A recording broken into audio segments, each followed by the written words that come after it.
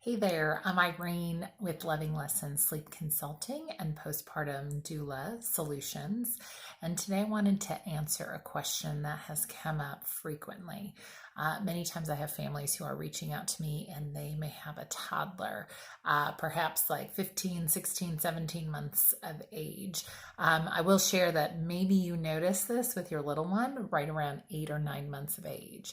So maybe at some point or other you were feeding your little one to sleep or holding them to sleep, and you can put them into the crib and they were fine and then continued sleeping, would wake up one time, and then all of a sudden that changed, things shifted.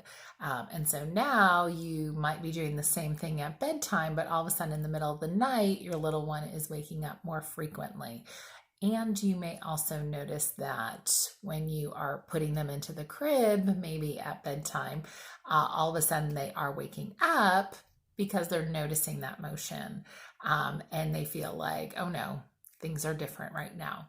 And so you've read the advice about putting your baby down more awake, but now your baby is crying and you're like, what am I supposed to do? So that's where I wanted to share with you that this might be a great time that your baby is communicating to you. I might be ready to learn the skill of how to go to sleep. Sometimes what once worked stops working. And sometimes as our children begin to become more mobile or more verbal, they might be trying to learn that skill. And of course, when you are putting them down a little more awake and aware and they're doing the work, they might be frustrated with the process because one time, you're holding and giving them comfort. And now, while they want that, they're also trying to figure out, how do I do this by myself too? And it becomes this little bit of a power struggle.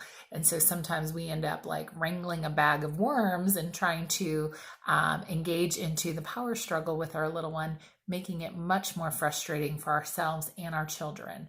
And then sometimes we see how we're waking up, or our children are waking up multiple times at night because they can't get themselves back to sleep. The good news is that sometimes that's a great indicator that they're really ready to learn that skill. And you can come alongside them and teach them how to go to sleep. And no, you don't have to leave them to cry it out. You can be with them as you are teaching them that skill, and you can fade out your support in a loving way. A lot of times that feels a little bit scary and overwhelming for parents. And so that's where I come in and help families have some tools to know how to be there and support your little ones. And you're going to shift and change that dynamic of how you're communicating. So you're going to continue to build the relationship on love and respect as you're actually teaching them that skill.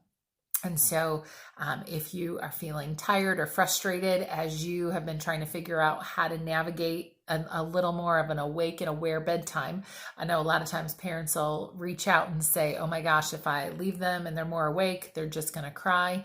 I'd love to be able to connect with you and talk so you can learn how to make that less scary and really eliminate those power struggles with your little one.